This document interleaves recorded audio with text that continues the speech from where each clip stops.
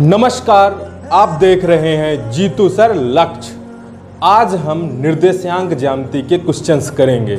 पिछले वीडियो में मैंने सारे सूत्र बताए थे। जिनको सूत्र नहीं पता वो वीडियो देख लें, क्योंकि वेरी इंपॉर्टेंट वीडियो है। वो सूत्र आपको आने चाहिए।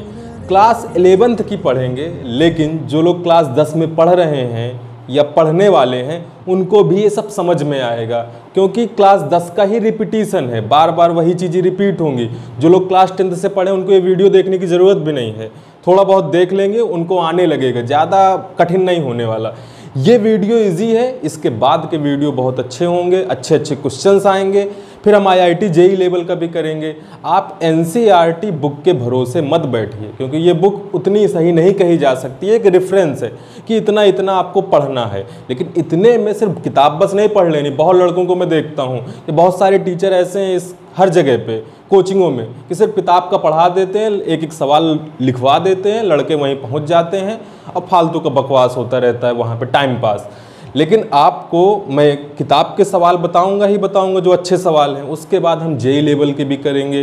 तो आपको स्टार्ट करना है सरल लेखाएं, एक्सरसाइज 10.1। क्वेश्चन नंबर फर्स्ट आपके सामने स्क्रीन पर है। क्वेश्चन नंबर फर्स्ट को मैं करके नहीं बताऊंगा, ये आप लोग अपने आप कर सकते हैं। इस सवाल को आपने 9th में भी किया है, 10th में भी किया है, 11th के लिए तो ये क्वेश्चन होना ही नहीं चाहिए। लेकिन अब किताबें इतनी सरल हो गई हैं, तो फिलहाल इस क्वेश्चन में क्या है, आपको 4 पॉइंट दिए गए, 1 2 3 4। अब 4 पॉइंट है तो क्या बनेगा, चतुर्भुज। तो बोला इस चतुर्भुज का क्षेत्रफल निकालिए। जैसे कि मैंने चारों पॉइंट सपोज इंडिकेट कर दिए, पहला, दूसरा, तीसरा, चौथा। अपने आप कैसे भी लिख लो यार। मान लिया ये क्या है, -4,5। ये क्या है, 0,7।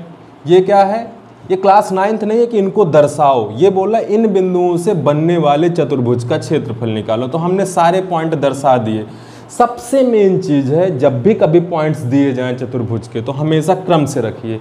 अगर आपने पहला, दूसरा, तीसरा, चौथा क्रम से, अगर आपने क्रम से नहीं रखा तो समझ लीजिए आपका आंसर क्या हो गया, गलत हो गया। वो फिर जो चेक करेगा तो वो सोचेगा लड़के ने गलत किया है। इसका क्षेत्रफल निकालना है। अच्छा, अगर आप क्लास 9th में होते तो इसकी वैल्यू दे देता, इसकी दे देता, इसकी दे देता, इसकी दे देता, चारों के मान दे देता, बोलता इस चतुर्भुज का क्षेत्रफल निकालिए। मतलब इसकी लंबाई, इसकी लंबाई, इसकी लंबाई। तो आपको एक चीज़ पता थी, हीरोन्स फॉर्मूला। आप हीरो का सूत्र लगा के सवाल कर देते।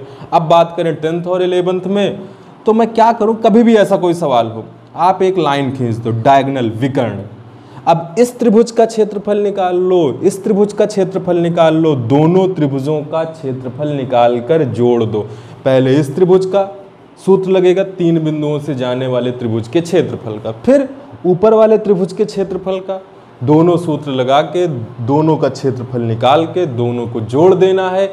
जोड़ने के बाद जो आएगा वही आपका आंसर कहलाएगा। अब बात करें क्वेश्चन नंबर 2। क्वेश्चन फर्स्ट हो गया, आप लोग ट्राई करिएगा। नहीं बनेगा तो कमेंट सेक्शन में मुझे बताइएगा। I think most of the students of class 11th can do this question easily, बहुत आसानी से। 10th के बच्चे भी कर सकते हैं अगर उन्होंने निर्देशांक ज्यामिति पढ़ी है, क्योंकि उसमें 10th का ही क्वेश्चन है, 11th का क्वेश्चन ही नहीं है। Question number 2। चलिए, ये क्वेश्चन थोड़ा सा सही है। अब एक अच्छा क्वेश्चन करते हैं। क्वेश्चन क्या बोल रहा है, एक समबाहु त्रिभुज है जिसका आधार y अक्ष के अनुदिश है। तो पहली बात, समबाहु त्रिभुज किसे कहते हैं, इक्विलैटरल ट्राइंगल, जिसकी सारी भुजाएं क्या हो, बराबर हो। मैं कहूँ अगर एक भुजा 5 है तो दूसरी भी कितनी होगी, 5, तीसरी भी कितनी होगी, 5। तो सवाल ये है कि एक समबाहु त्रिभुज है जिसका एक आधार y अक्ष के अनुदिश है। y अक्ष मीन्स इसको हम बोलते हैं x अक्ष और इसको हम बोलते हैं y अक्ष। x अक्ष, y अक्ष। एक आधार y अक्ष के अनुदिश है तथा उसका मध्य बिंदु मूल बिंदु है। अब समझिएगा इस लाइन का मतलब। मान लीजिए कि आपको त्रिभुज बनाना तो 3 भुजाएं होंगी, लेकिन 3 में से एक भुजा कहाँ पे है, y अक्ष में। x अक्ष के अनुदिश बोलता तो ऐसे निकालते, y अक्ष के अनुदिश बोला तो ऐसे निकालेंगे। तो आपने y अक्ष के अनुदिश बना लिया। इसकी लंबाई 2a है, 2a मीन्स ऐसे, ये लंबाई आपकी है 2a। मतलब यहाँ से यहाँ तक की लंबाई कितनी दी गई है, 2a।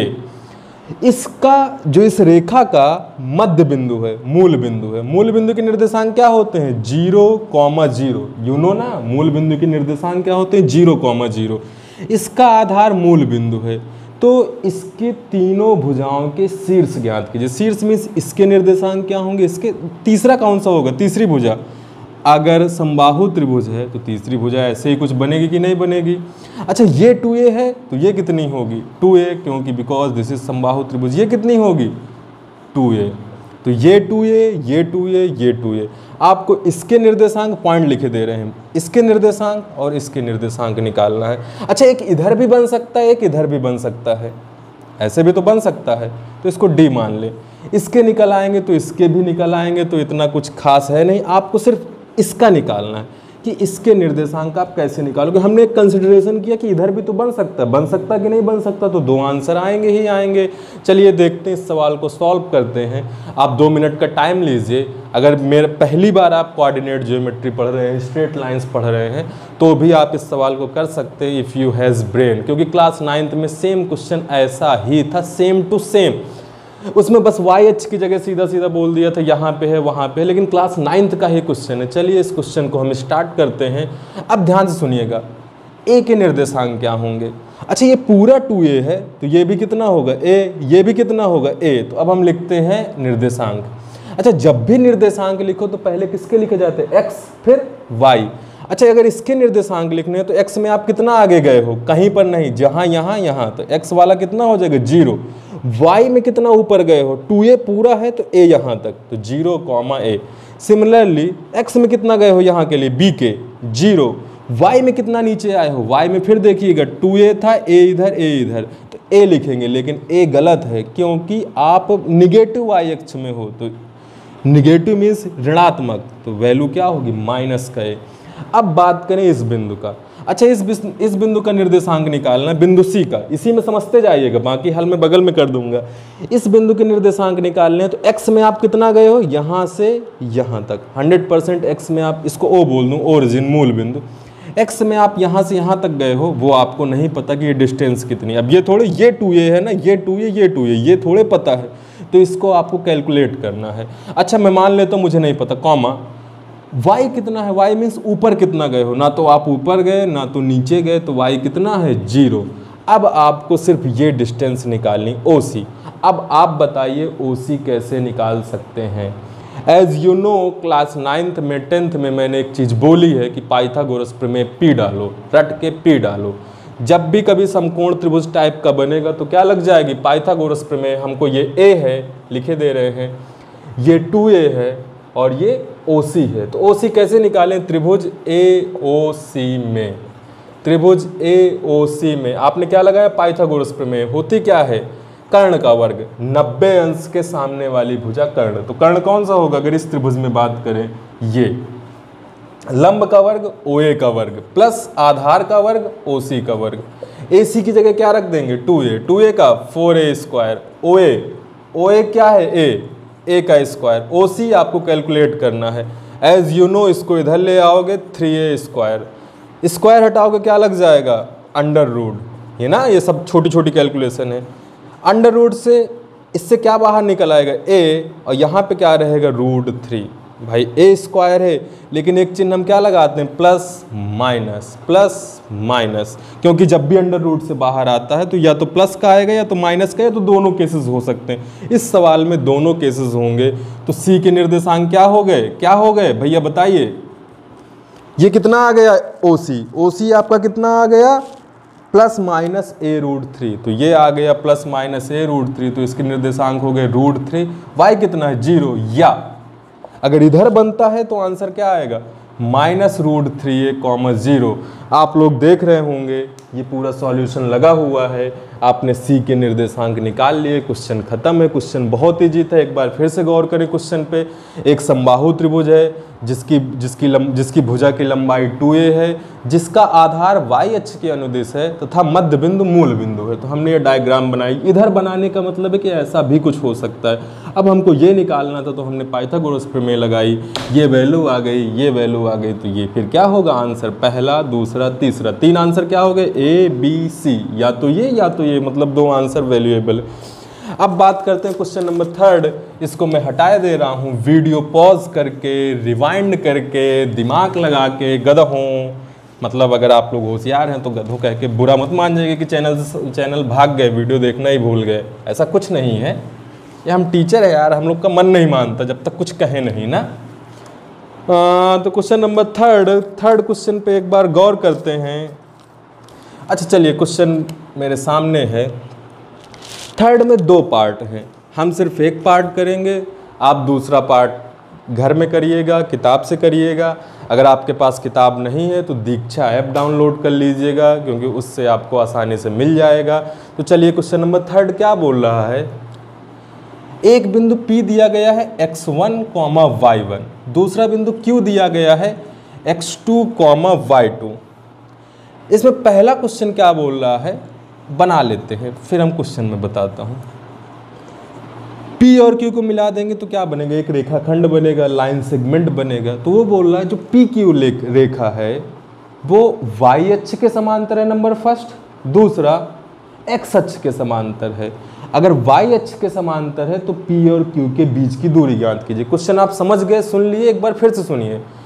P और Q 2 पॉइंट दिए गए, ऊपर लिखे हैं P है आपका x1, y1, Q क्या है x2, y2। PQ को मिला दे तो एक रेखा बनती है। वो रेखा क्वेश्चन नंबर फर्स्ट y अक्ष के यदि समांतर है तो P और Q के बीच की दूरी ज्ञात कीजिए। नंबर सेकंड, यदि यही रेखा x अक्ष के समांतर है तो y और P और Q के बीच की दूरी ज्ञात कीजिए। तो आपको इसमें कौन सा फॉर्मूला लगाना पड़ेगा, बीच की दूरी का सूत्र, अंडर रूट के अंदर वो वाला फॉर्मूला। तो चलिए, मैं पहला क्वेश्चन की ये दे रहा हूँ कि अगर किसके समांतर है, y अक्ष के, ऐसा ही कोई डायग्राम आप कैसे बना लो। चलो, ये मान लिए P है, ये Q है, ये x अक्ष होता है, ये y अक्ष, इसके समांतर है। P की वैल्यू क्या दी है, x1, y1, Q की क्या दी गई, x2, y2।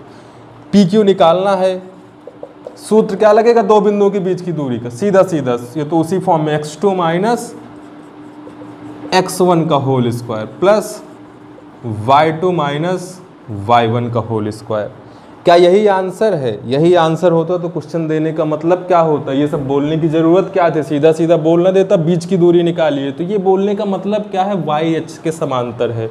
तो अब जाते हैं प्रश्न पे गौर करते हैं। प्रश्नानुसार जो पिछले सवाल में थोड़ा सा यूज़ हुआ वही इस सवाल में भी यूज़ होगा। यह y अक्ष के समांतर है, y अक्ष के समांतर है। तो अब समझिएगा, ये आप y1 का मतलब क्या है, आप कितना ऊपर गए, y1। x1 का मतलब क्या, आप कितना आगे गए, x1। 100% श्योर होना, x1 का y1 का मतलब x अक्ष में आप x1 गए, y अक्ष पे y1 गए। अच्छा, x2 y2 का मतलब क्या, x अक्ष पे आप x2 गए, y अक्ष पे y2 गए। लेकिन गौर करें, x1 और x2 दोनों आपस में क्या होंगे, बराबर, क्योंकि ये डिस्टेंस हमेशा क्या होगी, इक्वल। अगर y अक्ष के समांतर है तो हम क्या लिख सकते हैं, x1 बराबर x2। और गौर करिएगा, जैसे ही आपने x1 बराबर x2 रखा तो ये क्या हो गया, 0। 0 का स्क्वायर, भाई 0 कैंसिल नहीं हो जाएगा, x1 रख देंगे तो x1, 0 का square 0, plus y2 minus y1 का होल स्क्वायर। और PQ बराबर क्या आ जाएगा, वर्ग हटाएंगे तो अब बाहर प्लस माइनस भी लगा सकते हैं। यही इसका आंसर है। यही सवाल होता है, x अक्ष के समांतर तो रेखा कुछ ऐसी बनती, और इस बार क्या होता, अगर x अक्ष y1 बराबर y2 होता और आंसर क्या आता, plus minus x2 minus x1। उसको आप घर में ट्राई करिएगा, बुक से आंसर ज़रूर मैच किया करिए, घर में पढ़ाई करिए ना। चलिए, तो ठीक है, फिर ये क्वेश्चन आपकी समझ में आ गया होगा, आई होप। अब करते हैं नेक्स्ट क्वेश्चन, क्वेश्चन नंबर 4। आप वीडियो रिवाइंड करके देख लीजिए। बच्चों, पढ़ लिख ले हो तो जीवन सुधर जाएगा। घर वालों, क्वेश्चन नंबर 4 आपका क्या है, क्वेश्चन नंबर 4 मैं नहीं करूँगा, आई एम जस्ट कुटिंग। पहले मैंने सोचा था कि मैं कराऊँगा, लेकिन क्लास 10th, अगर आप क्लास 11th के बच्चे हैं, ये वीडियो देख रहे हैं तो आपको समझ में आ जाएगा। अगर आप क्लास 10th के बच्चे हैं, आप ये वीडियो देख रहे हैं तो आप कहोगे हम क्या करें सर। अरे तो जब क्लास 10th का वीडियो बनेगा तो सेम क्वेश्चन बहुत सारे करने हैं, पेपर के हिसाब से भी इम्पॉर्टेंट है, आपने कई बार किया हुआ है। तब हम बात करते हैं सीधा क्वेश्चन नंबर 5 पे। क्वेश्चन नंबर 5 बहुत ही आसान क्वेश्चन है, चलिए देखते हैं। पॉइंट लिख दे रहा हूँ, 0, -4 और 8,0। सवाल ये है आपका, उस रेखा की प्रवणता ज्ञात कीजिए। अच्छा, ये एकदम नया सवाल, प्रवणता वाले सवाल 11th में ही मिलने हैं। प्रवणता के सूत्र मैंने बताए हैं, आप 3 तरीके से निकाल सकते हो। पहला है y बराबर mx प्लस सी, दूसरा है m बराबर tan थीटा, प्रवणता का सूत्र, वो सूत्र वाले वीडियो में मैंने डिटेल में बताया। तीसरा है जब 2 बिंदु दिए जाएं तो y2 minus y1 upon x2 minus x1। अब कौन सा सूत्र लगेगा, कैसे निकालेंगे, तो सवाल पढ़ने के बाद ही पता चलेगा। आपको दिया गया है PQ एक रेखाखंड है जिसके निर्देशांक दिए हैं, एक के दिए हैं 0,-4, एक के दिए 8,0। अब मैं इसको बना के नहीं दिखाऊंगा। उस रेखा की प्रवणता ज्ञात कीजिए जो मूल बिंदु, अब मूल बिंदु कहीं ना कहीं पे होगा कि नहीं होगा, मान लिया। चलिए एक बार आपको अच्छे से समझा ही देते हैं ना, ध्यान से। गर्मी इतनी लगने लगती है यार कि क्या बताएं यार, AC ऑन ही करनी पड़ेगी। अब वीडियो अगर, क्योंकि गर्मी भगवान तो इस बार जाने ही ले लेगा। इस साल का मौसम यार ऐसा अटपटा मौसम है। पहले क्या था, पहले बारिश नहीं हुई, पहले साल भर बारिश हुई, साल भर बारिश हुई, बीच में कोरोना आया, अब फिर मौसम ठंडा होता रहा, साल भर बारिश हुई। लेकिन अब ये पता नहीं क्या उटपटांग होने लगा, किसी दिन गर्मी किसी दिन बारिश, बीमार पड़ने का घर है। और डॉक्टर साले अपना कहाँ हैं, घुसे बैठे हुए हैं कोरोना के डर से। जो सरकारी डॉक्टर हैं या जो लोग इलाज कर रहे हैं उनको तो भैया एक सैल्यूट हमारा। कुछ जो डॉक्टर हैं, जो लोग इलाज नहीं कर रहे हैं, आम आदमी क्या करेगी यार अगर हम लोग बीमार पड़ेंगे। ऐसा होता है ना कि जैसे कि सारे डॉक्टर, सारे पुलिस वाले एक जैसे नहीं होते, या सारे डॉक्टर तो लगभग हम सारे अच्छे कहें, पैसे ज़रूर कमाते हैं, लेकिन सारे उनमें अच्छे नहीं होते। ऐसे सारे पुलिस वाले भी ख़राब नहीं होते। तो फिर किसी को हम कैटेगराइज नहीं करना चाहिए। फिलहाल चलिए इस सवाल को करते हैं। P ये है, Q ये है। P और Q, P और Q, P क्या है जैसे बना के दिखा देते हैं। 0,-4, 0,-4 होगा कहाँ, 0,-4, तो x में 0, y में -4, 0 मीन्स नहीं इधर नहीं इधर, -4 मान लिया, यहाँ पर है 0,-4। Q क्या है, 8,0, 8,0 का मतलब क्या है, x में 8, y में 0। इन दोनों को मिला दिया तो क्या बन गया, PQ एक रेखाखंड। अब क्या बोला, इसके मध्य बिंदु, इसका कहीं ना कहीं पे मध्य बिंदु होगा, उसको मैं नाम दे रहा हूं T। और मूल बिंदु मीन्स ये 0,0। इन दोनों को मिलाने वाली रेखा की प्रवणता ज्ञात कीजिए। इन दोनों को मिलाने वाली रेखा की प्रवणता ज्ञात कीजिए। प्रवणता मीन्स झुकाव x अक्ष से। इन दोनों को मिलाने वाली रेखा की आपको क्या ज्ञात करना है, प्रवणता ज्ञात करनी है। प्रवणता ज्ञात करनी है तो न कोण तो पता नहीं है, रेखा का समीकरण नहीं पता, तो सूत्र कौन सा बचता है, प्रवणता का सूत्र। मैं यहाँ पे लिखे दे रहा हूँ क्योंकि यही यूज होना है। m बराबर y2 minus y1 upon x2 minus x1, ये सूत्र यूज होगा। अगर ये सूत्र यूज होगा तो हमको क्या चाहिए, 2 बिंदु चाहिए। तो एक बिंदु कौन सा है, 0,0, और दूसरा कौन सा है, t है आपका, ये मूल बिंदु। और इससे अब मुझको चाहिए कि मैं बिंदु T के निर्देशांक निकाल लूँ। पर बिंदु T के निर्देशांक मैं कैसे निकाल सकता हूँ, तो भैया आपको एक सूत्र बताया गया है। T है क्या, T है क्या, T है क्या, T PQ का मध्य बिंदु है। यदि ये इसका मध्य बिंदु है तो मध्य बिंदु निकालने का सूत्र क्या होता है, T के निर्देशांक डायरेक्टली क्लास 11th। अब मैं आपको एक एक चीज़ नहीं बताऊँगा, आप 10th पढ़ चुके हैं इसलिए मान के चलता हूँ। और जिसने 10th में निर्देशांक ज्यामिति पढ़ ली है, कोई और चैप्टर नहीं पढ़ा, तो उसको भी ये सब आसान ही लग रहा होगा। मूल बिंदु निकालना है तो सूत्र होता है x1 + x2/2, तो 0 + 8, 8/2 कितना आ जाएगा, 2।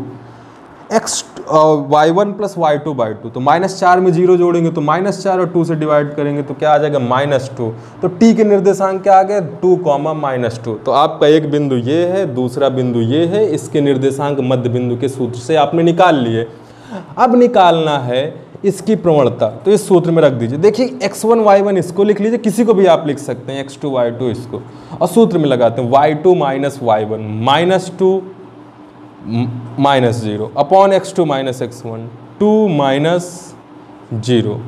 m बराबर कितना आ गया, -2/2। -2/2 का मतलब क्या है, डिवाइड करेंगे, यही आपका क्या है आंसर। अच्छा, निगेटिव क्यों आई है? जिसने भी इस सवाल का जवाब दे दिया तो समझ लीजिए कि this is actually intelligent student. ये निगेटिव क्यों आई है? अब मैं इसलिए सवाल पूछ रहा हूँ ना, क्योंकि जिसने मेरा पिछला वीडियो देखा है और उसके पास दिमाग है, अगर है तो आंसर दे पाएगा, 100% दे पाएगा। अगर आप नहीं दे पा रहे तो इसका मतलब ये नहीं है कि आप गधे हैं, इसका मतलब ये है कि आप अच्छे से नहीं पढ़ रहे हैं, आप सोच नहीं रहे हैं, आप सिर्फ क्या कर रहे हैं, स्कूल बंद है, छुट्टियों का मज़ा उठा रहे हैं, थोड़ा बहुत देख लिया, सोच लिया, हमने पढ़ लिया। ऐसे थोड़े पढ़ाई होती है, घुसना पड़ता है। किसी भी चीज़ को समझना है ना तो उसके अंदर जाना पड़ता है, मेहनत करनी पड़ती है, पसीना बहाना पड़ता है, मेरे जैसा ना। हाँ, तो अब देखिए प्रवणता की वैल्यू आ गई -1। अब -1 का रीज़न वाइज है क्यों निगेटिव क्यों आई। अगर मैंने, क्योंकि ये बना कर दिखाया, बना कर नहीं दिखाता तो मैं कुछ समझाने लायक ही नहीं रहता। अब मैंने जब बना कर दिखाया एग्जैक्टली, अब मैंने क्या बोला था कि x अक्ष से झुकाव होता प्रवणता। अगर ये क्या है, 90 से ज़्यादा है, और 90 से ज़्यादा है इसका मतलब क्या है, 90 से ज़्यादा है इसका मतलब क्या है, 90 से ज़्यादा प्रवणता का एक फॉर्मूला होता है tan थीटा। क्या होता है, tan थीटा। और tan थीटा 90 से ज़्यादा क्या होता है, ऋणात्मक होता है। ऐसा क्यों, ASTC इलाहाबाद से ट्रैफिक चौराहा, 90 से ज़्यादा क्या होगा, 90 से ज़्यादा क्या होगा, निगेटिव होगा। तो ये जो कोण बनेगा वो 90 से ज़्यादा होगा, और 90 से ज़्यादा tan नेगेटिव होता है, tan नेगेटिव होता है तो प्रवणता भी क्या होगी, निगेटिव होगी, और आपका आंसर भी निगेटिव में आया है। बट अगर आप कोई चीज़ पढ़ते हैं तो उसके पीछे का रीज़न भी आना चाहिए। इसके बाद के सवाल आप कुछ सवाल खुद से करिएगा, जो नहीं बनेंगे हम बताएंगे। अगले वीडियो में भी 10.1 ही कवर करेंगे, क्योंकि इसमें अभी कुछ अच्छे सवाल भी है ना। क्योंकि अगर आपको IIT JEE level, university level, NDA level का कुछ भी पढ़ाना है या आप पढ़ना चाहते हो तो पहले बेसिक्स आना चाहिए। तो हम हर लेवल का पढ़ेंगे तो बेसिक्स पहले सीख लेते हैं और पढ़ते रहिए घर पे। अगर आपने अभी तक चैनल सब्सक्राइब नहीं किया तो तुरंत पिट कट से कर दीजिए, चैनल को सब्सक्राइब कर दीजिए, आपको वीडियो मिलते रहेंगे। हम ऐसे मेहनत करते रहेंगे, चाहे पसीना निकले, चाहे छत टूट जाए, चाहे पंखे टूट जाए ना। लेकिन आप लोग भी एक्चुअली में मेहनत करिए, क्योंकि इसमें हमारा कोई फ़ायदा नहीं है, फ़ायदा आपका ही है। अगर आपने पढ़ लिख लिया, अपनी ज़िंदगी सुधार ली, तो जो लोग जिनके घर में गरीबी है या जैसे भी हालत है, या आप कुछ बड़े बन गए, अमीरी भी है, तो क्या हुआ, सबको एक अच्छा पदवी चाहिए होता कि मेरा बेटा अच्छा करे। वो कमाई से ले रहे हैं, मेरा तो यही सपना ही है कि मुझे यही करना है। पर हर आदमी, आपके सपने बड़े होंगे और बड़े होने भी चाहिए ना, तो मेहनत करिए, पढ़ते रहिए। और मिलते हैं अगले वीडियो में। चैनल को सब्सक्राइब करें और वीडियो को ज़्यादा से ज़्यादा शेयर करें। धड़ाक।